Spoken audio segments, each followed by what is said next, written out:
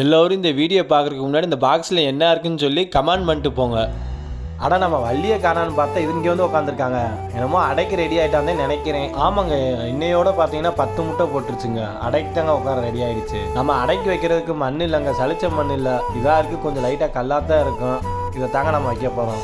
உங்களுக்கு வீடியோவில் பார்த்தாவே தெரியும் பாருங்க, அதில் கல் எவ்வளோ சின்ன சின்ன கல்லாக ஒரு மாணிக்க இருக்காங்க. நம்ம மேலே பஞ்சு வச்சுக்கிறாங்க கொஞ்சமாக. அப்புறம் நம்ம எப்பயும் போல் வைக்கிற எக்யூப்மெண்ட் தாங்க, பட்டை மிளகா, ஒரு இரும்பு, ஒரு கறி துண்டுங்க. வாங்க இது மூணையும் எடுத்து நம்ம அடை வைக்கிறதுல நம்ம வச்சுக்கலாங்க. அப்புறம் நம்ம ஒரு முட்டையை எடுத்து நம்ம அதில் அடுக்கி வச்சுக்கிடலாங்க. வாங்க அப்புறம் நம்ம வள்ளியை தூக்கிட்டு வந்து அதில் உட்கார வச்சிடலாங்க. எடுக்க போகிற இடத்துல குத்துச்சுங்க லைட்டாகவே. எப்பயும் போல் நம்ம வலது பக்கம் ஒரு 3 சுற்றி, இடது பக்கம் ஒரு 3 சுற்றி நம்ம அடையில் உட்கார வச்சிடலாங்க. நானும் அடையில் உட்கார வச்சுட்டேங்க. அது உட்கார வேணானுதுங்க, எந்திரிச்சு வெளியே வந்துக்கிட்டே இருந்துச்சுங்க. அப்புறம் நம்ம முட்டை போட்ட இடத்துல அங்கே போய் வச்சுப்போம் அப்படின்னு சொல்லி கொண்டு போய் வச்சாச்சுங்க.